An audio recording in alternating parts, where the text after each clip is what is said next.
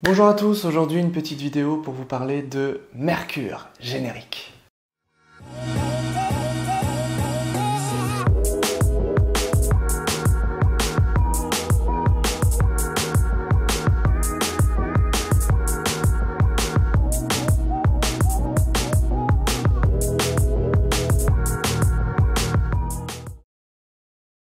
Alors en astrologie védique, Mercure va représenter le prince. Pourquoi ? Il va représenter le prince. Alors je vous présente le royaume de la lumière, qui en fait est le lion et le cancer, tout simplement parce que le lion est régi par le soleil qui représente le roi, le cancer est régi par la lune qui représente la reine, et juste à côté d'eux, eh bien, près du trône, il y a évidemment le prince, les enfants du roi et de la reine.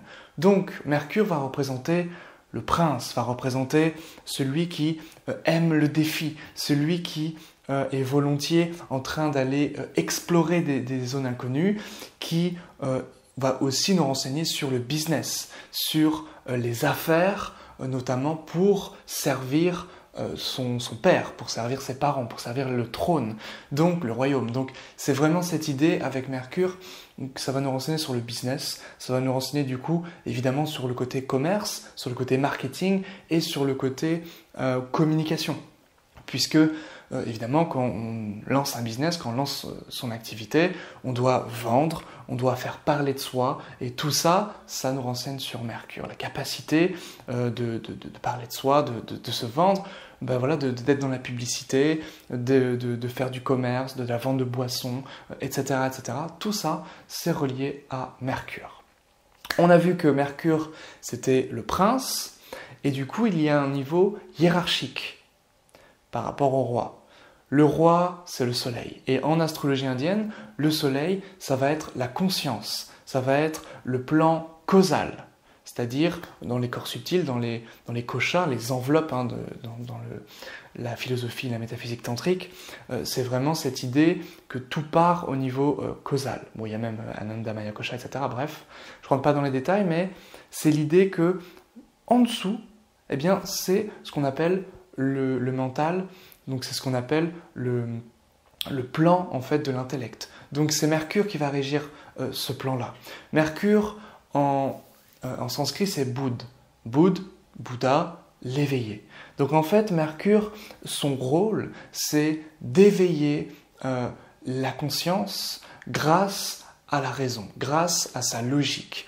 Et effectivement il va représenter le caractère mathématique, logique, cette idée en fait d'avoir un message à faire passer, parce que c'est Hermès, c'est donc le messager des dieux, c'est celui qui, par l'entremise de la science, de l'écriture, en tout cas de la communication, va tenter d'éveiller les consciences.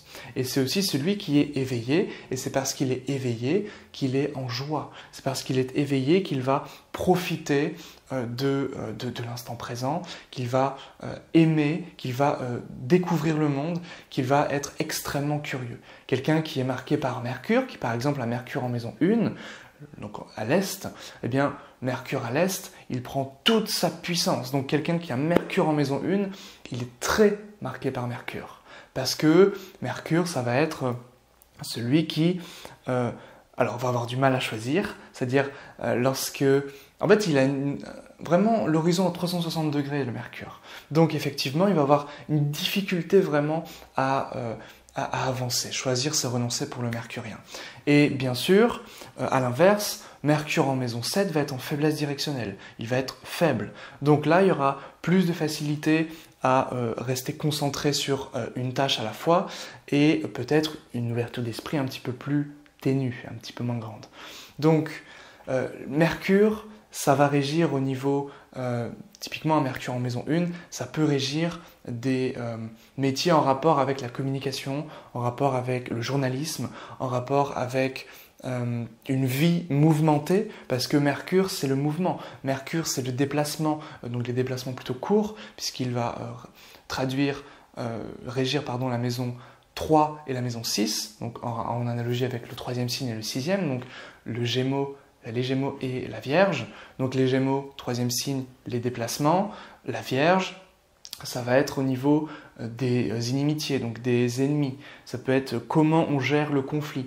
Donc est-ce qu'on fait preuve de diplomatie ou pas vraiment? Ça peut nous renseigner un petit peu.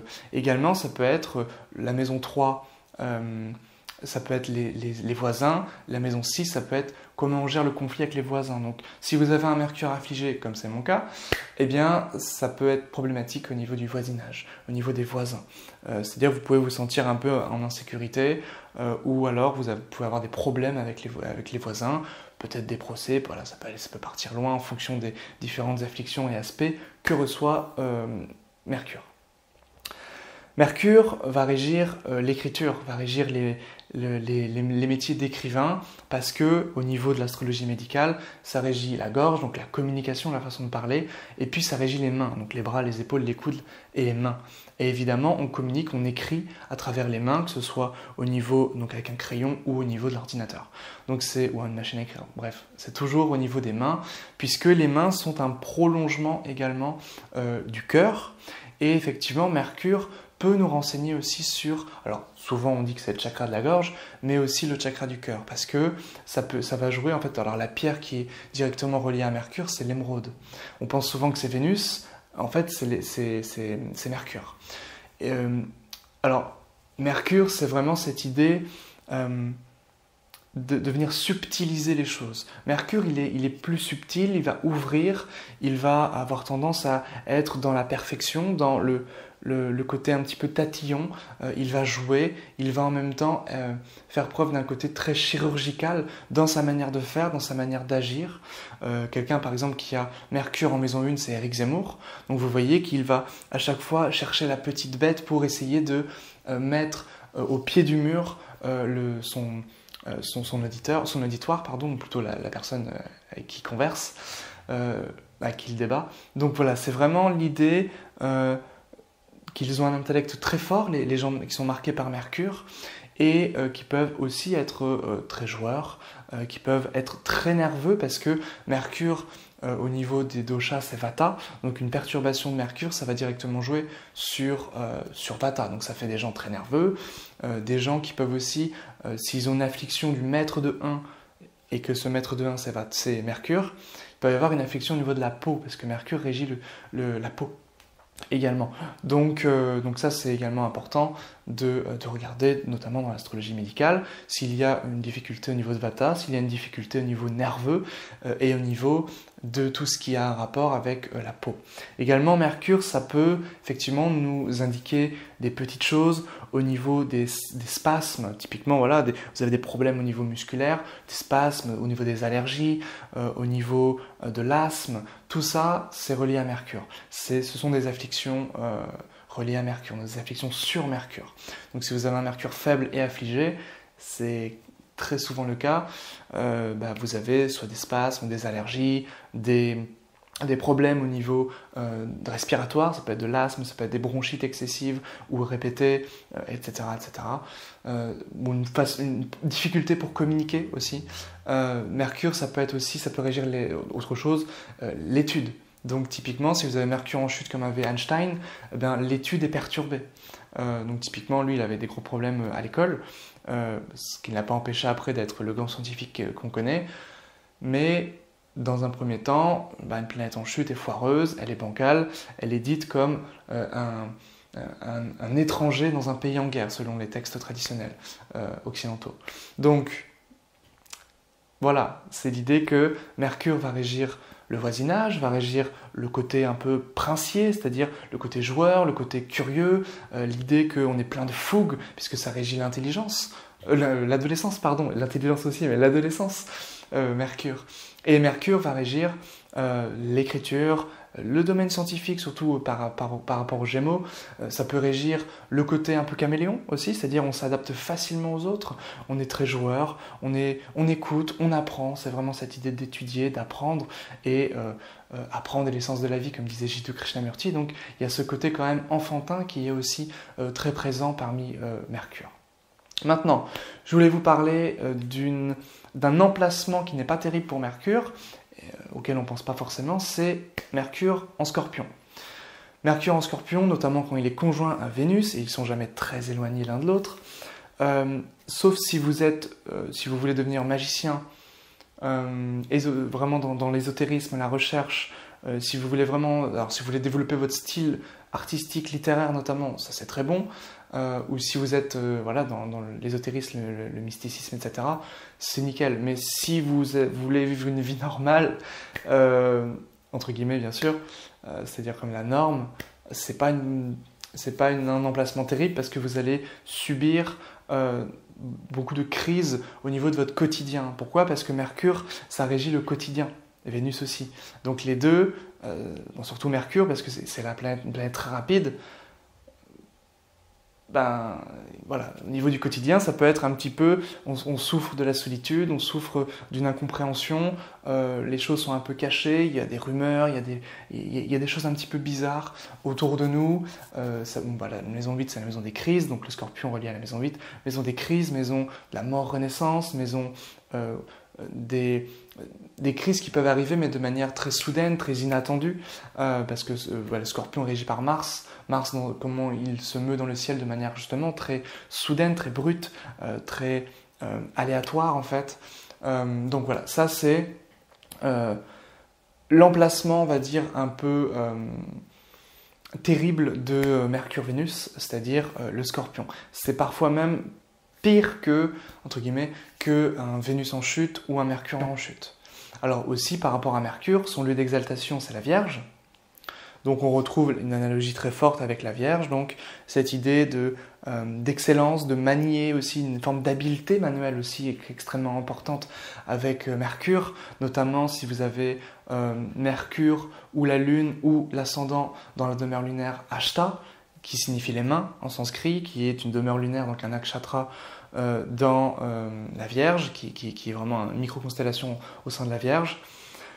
Ça va vraiment faciliter l'habileté manuelle, ça va vraiment faciliter le travail en tant que sculpteur, en tant qu'artisan, en tant qu'artiste, mais un artiste qui va faire des choses de ses mains, dans la décoration, l'ameublement, mais aussi surtout la sculpture, la poterie, etc., etc. Donc tout ça, ça va être extrêmement intéressant. Et puis souvent, ça fait aussi des gens qui guérissent Mercure, parce que c'est le caducée d'Hermès. Donc on voit avec la maison 6, qui est une maison de la santé, qui est une maison, donc le 6e signe, la Vierge, qui est une maison de guérison, eh bien Mercure va donner comme ça un pouvoir de guérison, surtout si vous avez Mars en Ashta, donc dans ce nakshatra en Vierge, Mars en Ashta, ça va donner des guérisseurs, des gens qui sont dans le Reiki, dans le magnétisme, beaucoup, ou dans l'Ayurveda également. Donc ça peut être aussi une configuration intéressante. La Lune, l'ascendant ou Mars en Ashta, c'est aussi très très intéressant. Et après, il faut étudier la place de Mercure dans le thème, parce que c'est lui le dispositeur de la Vierge, bien sûr. Que dire d'autre sur Mercure? Je crois que j'ai fait le tour pour l'instant. Je voulais simplement vous partager les petites bases. Si j'ai oublié Mercure en chute, en Poisson, donc là c'est tout l'inverse. Le Poisson, c'est le côté fantasque, le côté rêveur, le côté romantique, le côté idéaliste. Donc la Lune et Vénus vont être très habiles, très à l'aise en Poisson. Beaucoup moins pour Mercure qui aura des difficultés à communiquer, c'est-à-dire que sa communication peut partir un petit peu dans l'abstraction, on peut ne pas forcément comprendre tout ce que dit le Mercure, enfin le Mercure en Poisson, la personne qui a cette configuration. Ça peut être l'idée qu'on peut être très mauvais aussi dans tout ce qui est comptabilité, tout ce qui est chiffres, tout ce qui est mathématiques, la Lune en Poisson. Voilà, il y a beaucoup de choses un peu comme ça. Ça va évidemment perturber les études, ça peut perturber le voisinage, ça peut perturber pas mal de choses, mais ça peut aussi, de manière très contradictoire peut-être au niveau compensatoire, entraîner une vocation. Ça je vous invite à étudier les aphorismes du professeur Shah, S-H-A-H, qui nous a révélé que, effectivement, à travers des planètes en chute, ça peut nous indiquer des vocations. Donc j'avais ce matin même une consultation avec une personne qui avait Jupiter en chute et Vénus en chute. Je lui ai dit, c'est clair, c'est la pédagogie, c'est l'enseignement. Et elle était dans l'enseignement. Donc c'est quelque chose qui peut marcher très très bien. Mercure en chute, ça peut donner une vocation au sein de l'astrologie, au sein de l'alchimie, au sein de la science, Einstein, au sein de l'écriture, Victor Hugo. Mais il y a énormément d'astrologues qui ont Mercure en chute. Pour ma part, j'ai Mercure en chute en occidental, mais pas en védique. En védique, j'ai d'autres configurations qui font que je suis astrologue.